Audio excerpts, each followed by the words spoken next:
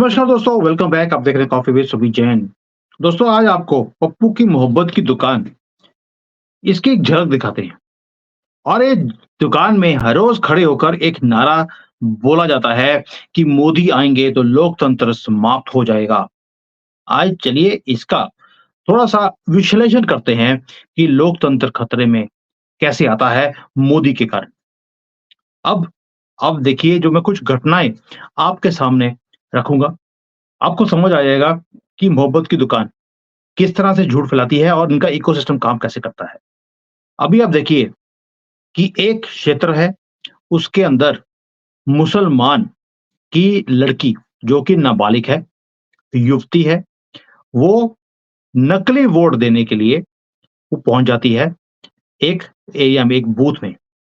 और जो उस पोलिंग बूथ का ऑफिसर है, वो भी मुसलमान ही होता है। दरभंगा की बात कर रहा हूं मैं। और वहां पर वोटिंग, जो ये फर्जी वोटिंग डालने का प्रयास करते हुए जो लोग थे, एक नहीं थे, बहुत भीड़ थी। उन्हें गिरफ्तार किया जाता है और रात को 2 बजे करीब 150 लोग वहां भीड़ में थाने में पहुंचते हैं, थाने में हमला करते हैं और उन फर्जी वोटर्स को छुड़ा कर ले जाते हैं।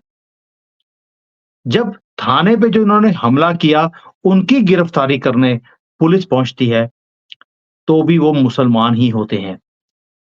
आप सोच के देखिए, पूरा इकोसिस्टम एक ही काम में लगा हुआ है। और आज कई महीने बीतने के बाद आप लोग जो रामेश्वरम कैफे, जो बैंगलोर में जहां पे ब्लास्ट हुआ था, उसको शायद भूल गए होंगे, क्योंकि आपको याद रखने की आदत ही नहीं है। लेकिन उसपे कुछ चीजें हैं जो आपको समझनी जरूरी है, क्योंकि मोहब्बत की दुकान से ये चीजें ये शुरू होती हैं। मोहब्बत और प्यार में बड़ा फर्क होता है।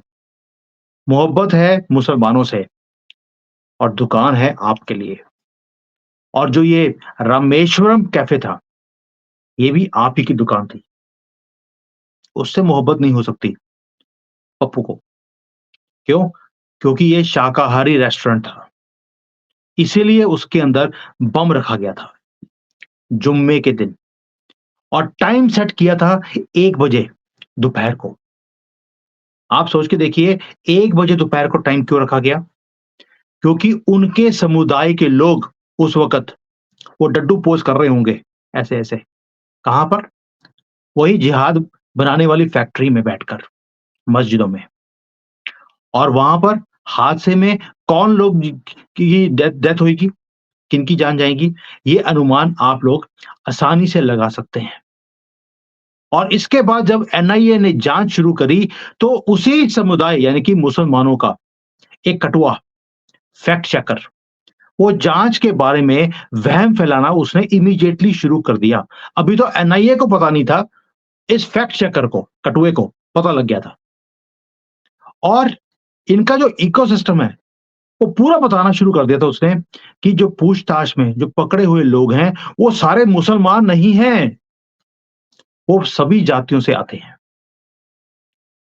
और दूसरे राजनीतिक दलों से भी आते हैं, वो सारे कांग्रेसी नहीं हैं, जिनको पकड़ा गया है। ये सब झूठ था, हमें मालूम है, लेकिन इकोसिस्टम देखिए। और जब पुलवामा के ऊपर भी हमला होता है, तब भी ये सारे के सारे बोलते हैं कि हमारा जो शत्रु है, वो तो गौमूत्र पीने वाले काफिर हैं। हमला हमारी आर्मी के ऊपर हुआ है और इन्होंने काफिरों तक बात को ले गए। कौन? पप्पू की दुकान के, मोहब्बत की दुकान के लोग।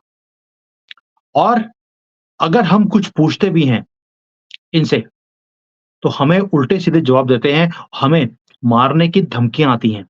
मेरी वीडियोज़ के ऊपर कितनी बार धमकियाँ आती हैं, आपको अंदाज़ा भी नहीं है। फ़ोन कॉल्स आती हैं, ईमेल्स आती हैं।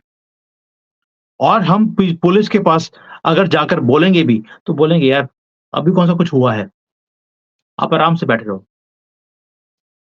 अभी और किस्से बताता हूँ आपको मैं।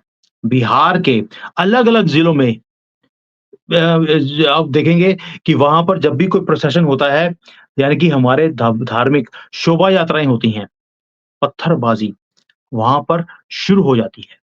बिहार हो, हरियाणा हो, महाराष्ट्र हो, कोई स्टेट ले लीजिए, वहाँ पर ये आपको ये घटनाएँ सुनाई देती हैं।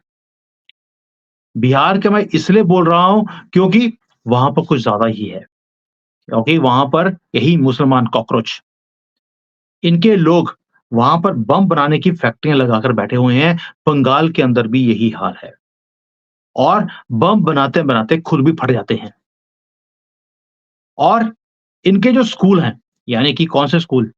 वही मदरसा, मैड रस आने दे, तभी उसका नाम मदरसा रखा है, नाम में ही मैड है। तो आप समझ सकते हैं, वहाँ पर पागलपन का रस पिलाया जाता है इन मज़हबी लोगों को। वहाँ पर भी बम बनाते-बनाते कई घटनाएँ आई हैं कि बम बनाने वाली फैक्ट्री में या जो ये इनका जिहादी स्कूल था, बम फट गया और इनके इकोसिस्टम की ताकत देखिए, कोई इनके विरुद्ध बोलता भी है, मैं वीडियोज़ बनाता हूँ, इनकी सच्चाइयाँ दिखाने के लिए।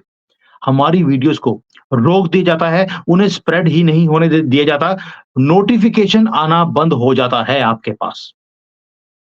मैंने चाइना में कैसे इनकी मस्जिदों को तोड़ा जाता है, आज की डेट में 2024 के एंड तक सारी मस्जिदें तोड़ देनी है, सारे मदरसे बंद करवा दिए गए, अगर ये नमाज़ सड़क पे पढ़ते हुए दिखाई दिए तो उम्र कैद की सज़ा है।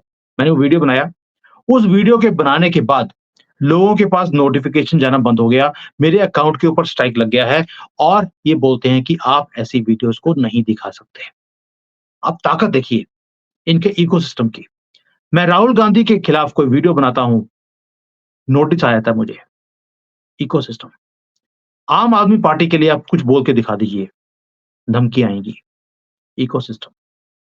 और इसीलिए हमारे देश में बोला जाता है कि हमारा युद्ध दो तरफ़ा नहीं है, ढाई तरफ़ा है। और ये जो युद्ध है, ये हमारे देश के अंदर गद्दार, यही मोहब्बत की दुकान को चलाने वाले, यही लोग हैं। इन्हीं का इकोसिस्टम है और इन्हीं के सपोर्ट करने वाले, ये कॉकरोच, ये मुसलमान हैं और ये हर मोहल्ले में, हर कस्बे में ये फैले हुए हैं वायरस की तरह।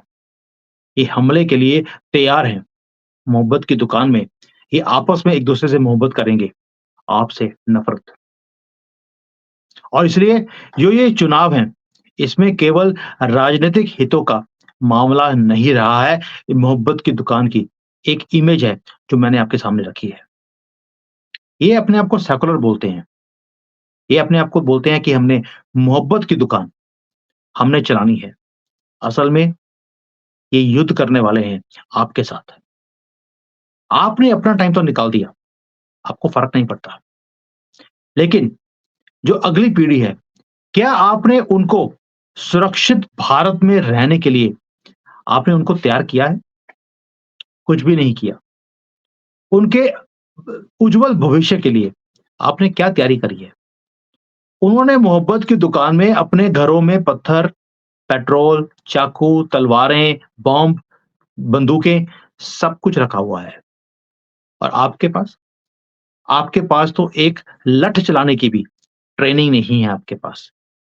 और मोदी जी ने अगर वो जो आर्मी के में की जो यंग लड़के हैं, उन्हें ट्रेनिंग देने के लिए एक योजना शुरू करी ताकि घर-घर में आर्मी का एक आदमी खड़ा हो जाए, तो कौन उसके खिलाफ खड़ा हुआ? यही पप्पू, मोहब्बत की दुकान का ठेकेदार, कि अग्निवीर जो पॉलिसी है, ये गलत है, इसे बंद कर देना चाहिए। क्योंकि मुसलमान तो कभी आर्मी में जाता ही नहीं है, उसमें हिंदू और सिख ही जाते हैं और इसलिए वो कर्मवीर जो पॉलिसी है उसके पीछे ये मोहब्बत की दुकान वाले ही हैं, ताकि कहीं आपके घर में आर्मी के ट्रेन्ड लोग ना आ जाएँ। मोदी बेवकूफ़ नहीं है। उन्होंने ये पॉलिसी बनाई क्योंकि उन्हें मालूम है कि आपने कोई तैयारी ही नहीं करी है, अपने फ्यूचर को सिक्योर करने के लिए या अपने बच्चों की फ्यूचर को सिक्योर करने के लिए। और फ्यूचर को सिक्योर करने का एक तरीका भी होता है, आपके बच्चों को असलियत पता होनी चाहिए इन कॉकरोचों की। ये भाई-भाई बोलते हैं, भाईचारा, आप चारा बने हैं। वो अपने बहनों के भाई नहीं बने, आपके भाई कहाँ से बन जाएँगे? और आप जितने मर्ज़ी बोल दीजिए कि हम तो अहिंसक हैं, हम तो धार्मिक हैं, हम तो मेडिटेशन करने वाले लोग हैं। ओ भाई बकरी भी अहिंसक ही होती है। लेकिन जब शेर होता है, वो आता है, या भेड़िए जो होते हैं, शेर तो मैंने बड़ा अच्छा नाम ले लिया, जो भेड़िए होते हैं, वो इसलिए नहीं छोड़ देते बकरी को कि वो अहिंसक है। उसको खाना है, तो खा जाता है। उसके ऊपर हमला करते हैं, जब बकरी को पता भी नहीं होता। और ये जो आपके साथ हिंदू, आपके साथ भी ऐसा ही होगा। आप भी आराम से बकरी बन के बैठे हैं, उनके लिए तैयारी करके बैठे हैं, आपके बच्चे बकरी बनने वाले हैं, इन भेड़ियों के सामने, क्योंकि आपने तैयारी ही नहीं करी। ये है तस्वीर मोहब्बत की दुकान की। और आप अभी भी आराम से सोए हुए हो कि गर्मी बहुत है। चिंता मत कीजिए, पप्पू की दुकान जो है, एक बार चलने दीजिए, गर्मी आपकी वो खुद ही निकाल देंगे परमानेंटली, और आपके बच्चे उनके घर में बर्तन साफ कर रहे होंगे। ये याद रखना। जय Hind. Hi there. If you liked the video, please don't forget to smash the like button, subscribe to our channel, and activate the bell icon so that you receive all notifications whenever we upload a new video. Thanks for watching.